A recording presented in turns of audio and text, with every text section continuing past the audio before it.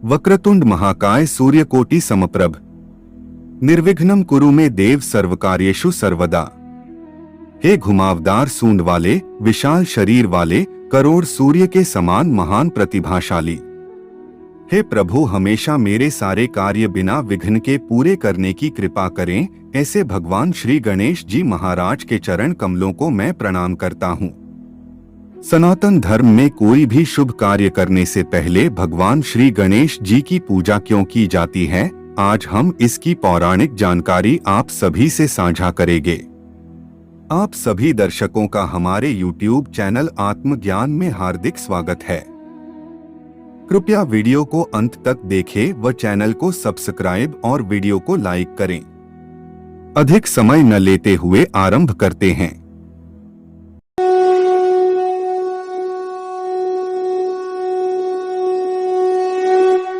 देवताओं में सर्वश्रेष्ठ और आग्र्य पूज्य भगवान श्री गणेश जी को माना जाता है।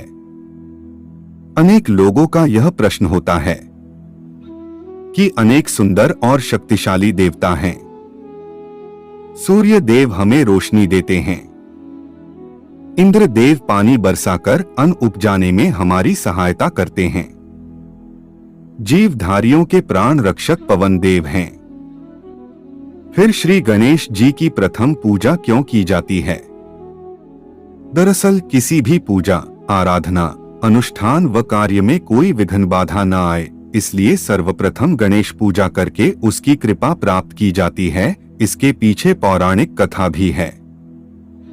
एक बार समस्त देवताओं में इस बात पर विवाद उत्पन्न हुआ कि धरती पर किस देवता की पूजा समस्त देवगणों से पहले हो। सभी देवता स्वयं को सर्वश्रेष्ठ बताने लगे। तब नारद जी ने इस स्थिति को देखते हुए सभी देवगणों को भगवान शिव की शरण में जाने व उनसे इस प्रश्न का उत्तर बताने की सलाह दी। जब सभी देवता भगवान शिव के समीप पहुंचे तो उनके मध्य इस झगड़े को देखते हुए भगवान शिव ने इसे सुलझाने की एक योजना सोची। उन्होंने एक प्रतियोगिता आयोजित की। सभी देवगणों को कहा गया कि वे सभी अपने अपने वाहनों पर बैठकर इस पूर्ण ब्रह्मांड का चक्कर लगाकर आएं। इस प्रतियोगिता में जो भी सर्वप्रथम ब्रह्मांड की परिक्रमा कर उनके पास पहुंचेगा वही सर्वप्रथम पूजनीय माना जाएगा। सभी देवता अपने अपने वाहनों को लेकर परिक्रमा के लिए निकल पड़े। गणेश जी भी इसी प्रतियोगिता का हिस्सा थे, लेकिन गणेश जी बाकी देवताओं की तरह ब्रह्मांड के चक्कर लगाने की जगह अपने माता पिता शिव पार्वती की साथ परिक्रमा पूर्ण कर उनके सम्मुख हाथ जोड़कर खड़े हो गए।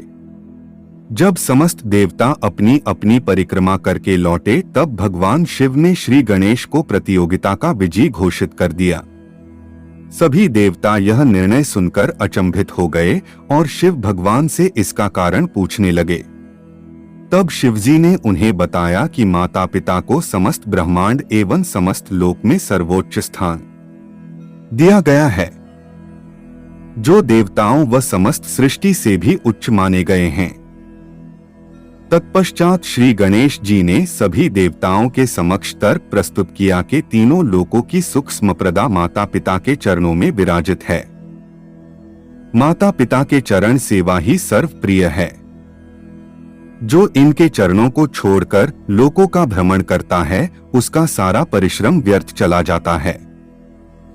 अर्थात गणेश जी में जो विशेषताएं हैं, यदि मानव उन्हें ग्रहण कर ले तो वह भी अपने समाज में प्रथम पूज्य बन जाएगा। श्री भगवान गणेश का विशाल मस्तक हमें लाभदायी विचार ग्रहण करने की प्रेरणा देता है।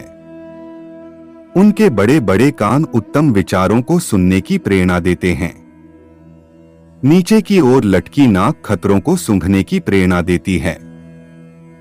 एक दंत हमें वचनबद्ध तथा छोटी आंखें ध्यान की ओर संकेत करती है।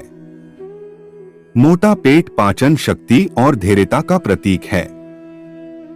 विघ्नों के विनाश हेतु हाथ में परशु तथा मानव कल्याण के लिए वरद मुद्रा धारण किए हैं। ये गुण किसी अन्य देवताओं में नहीं है।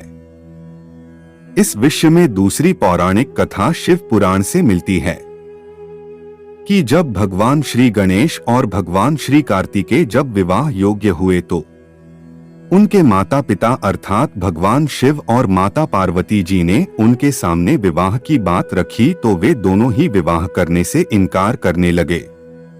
लेकिन जब भगवान शिव और माता पार्वती ने उनको समझाया तो वे विवाह करने के लिए राजी हो गए।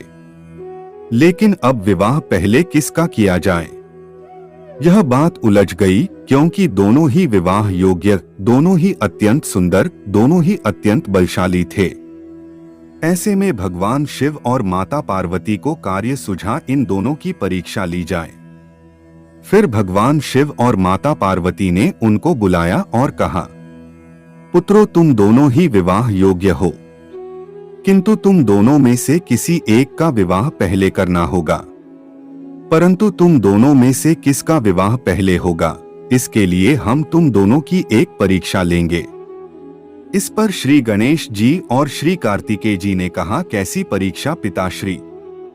इस पर भगवान शिव ने कहा, एक छोटी सी परीक्षा लेंगे कि तुम दोनों ने तीनों लोकों की परिक्रमा करनी है, लेकिन तुम दोनों में से जो परिक्रमा पूरी करेगा उसका विवाह पहले होगा।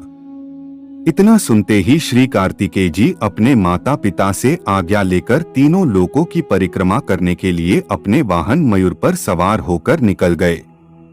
अब श्री गणेश जी सोच में पड़ गए कि मेरा वाहन तो मुसक है और मेरा शरीर भारी है, ये बेचारा कैसे करवाएगा मुझे तीनों लोकों की परिक्रमा। फिर उन्होंने चिंतन किया और अपनी बुद्धि लगाई तो उन्हें स्मरण हुआ कि भगवान शिव और माता पार्वती बीच में बैठे हैं और गौवंश नंदी उनके सम्मुख बैठा है, मुझे इनकी ही परिक्रमा करनी चाहिए।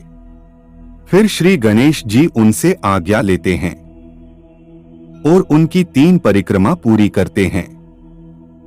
इसके बाद वे अपने माता पिता के चरणों में बैठकर बोलते हैं कि हे पिताश्री, हे माताश्री, मैंने तीनों लोकों की 3 परिक्रमा कर ली। इस पर भगवान शिवजी बोले, हे पुत्र, तुमने तो तीनों लोकों की परिक्रमा करने के बजाय हमारी परिक्रमा कर ली। इस पर श्री गणेश जी बोलते हैं कि हे पिताश्री, हे माताश्री, मैंने अपनी बुद्धि से विचार किया और ये शास्त्रों में भी वर्णित है कि पुत्र के लिए उसके माता पिता ही तीनों लोक होते हैं।